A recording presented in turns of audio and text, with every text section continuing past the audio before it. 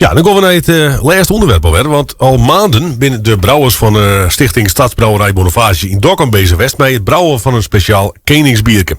En daar winnen 2 koershebbers. En uiteindelijk hebben ze daar een bierke uitzocht wat het Koningsbierke uiteindelijk worden is. Bij u in de studio is oorschoot een van de brouwers van die Stadsbrouwerij Boniface in Dokkum. Dat is Wieger Sikkema. Wieger, een heel goede middag. Ja, dankjewel. Hoe ben je eigenlijk op het idee gekomen om een speciaal Koningsbierke te maken? Ja, nou ja, als je het bericht kwam op een gegeven moment dat de Konings zo in Dokkum komen. En dan, we zitten als brouwers regelmatig bij elkaar natuurlijk om zware vergaderingen, om bieren te ontwikkelen. En dan, dan is het niet plezier natuurlijk, want steeds wat draaien. Hè? Want dan, zo'n liefhebber. En als hij dan bij je in de stad komt, dan moet er wat gebeuren. Ja, dan moet er wat gebeuren. Dat wie gauw klaar. Nou, en die ideeën die vliegen door de lucht en dan vrij snel, kwam dit idee dus echt. Om een Wechterbier en een Duindoornbier. En de triple die het preun is, door die Hinwand al klaar eigenlijk. En die wist al de prachtig mooie oranje, dus die zien hem zelf om ons heen. Maar van, ik ben hier ook wel geschikt voor.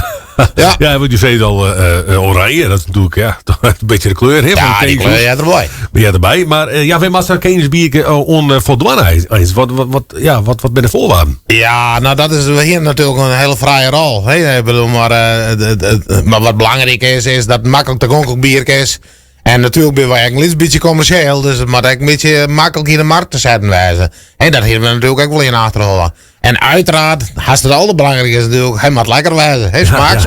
Ja, je moet je hier toch hoe die ingrediënten, Wichterbier, ja, wat voor ingrediënt is dat correct?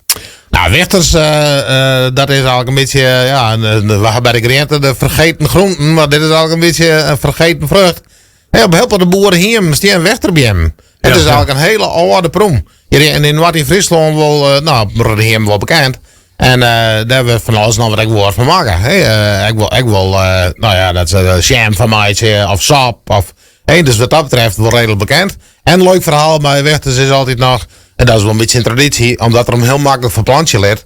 En dan zei je, ik wil een paar toeken en die is wortelen en die kan je gewoon weer verplanten. Dus de Sadwan is denk ik wel wat in die zin een makkelijke jongen.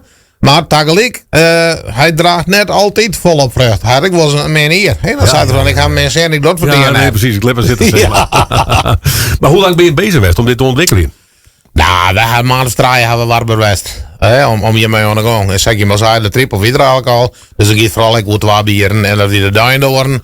En daar kwamen we op omdat hij natuurlijk een hartstikke mooie oranje kleur oplevert. En het is eigenlijk een vrucht die ik wel een beetje in nieuws draaien net zo bekend. Maar als we wat meer naar de keuze gaan, de Blauwe Zoo bijvoorbeeld. Een van deze brouwers, Paul Fortuyn. We nemen hem de wetenschapper, want het is nog 5 jaar. Dus hij benadert de zaken altijd een beetje van de wetenschappelijke kant.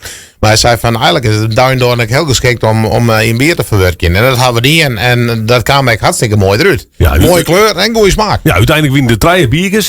Een officieel jury is bij hem in de brouwerij geweest om de trosslag te gaan. Hè? Jazeker. We hebben een zwiere pomerant nu morgen. En die had daar, met z'n draaien even serieus mee bezig geweest. Maar ja, dat hebben ze staan zo in alle kranten en op alle televisies zingen. Daar hoef ik het zo vol meer door te vertellen. Nee, maar wat zakenkundige mensen. En vrij unaniem pakten ze het Wechterbierke eruit. Ja, dus dat Wechterbierke, dat is het uiteindelijk worden. Nou is het wasje wat de koning er zelf van vindt natuurlijk, hè? Ja, dat is altijd al watje. Ja. Maar hij voelt dat een allerlijsten, makkelijk toegankelijk, de goede kleur.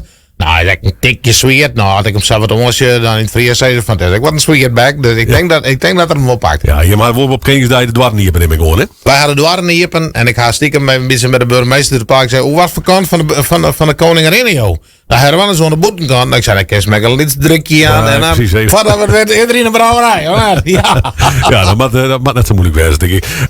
Binnen het meeste, zeg maar, het bierke proeven. Kind die bij hem te lonen om te proeven alvast? Nou, op dit moment hebben we nog wat op het tap. Dus, maar dat mag je er eigenlijk al bij wijzen, want het is een beperkte oplage. En buiten in de brouwerij werken het samen. We gaan een hele litse brouwerij. En we kunnen eigenlijk nooit meer dan 100 liter tegelijk brouwen.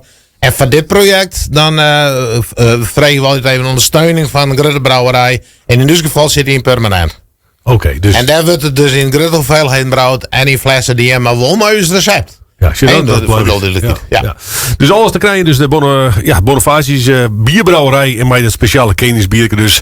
En dat is al hier te krijgen, dus hier in Dokkum. En meer informatie is natuurlijk te vinden op je website, daar staat alles op. Alles zit erop. En heel veel succes de komende maand. Ja, dankjewel. En nogmaals, van harte welkom. Ik ben in de brouwerij op het Diemswal in Dokkum. Oké, bedankt en goed weekend. Ja, dankjewel.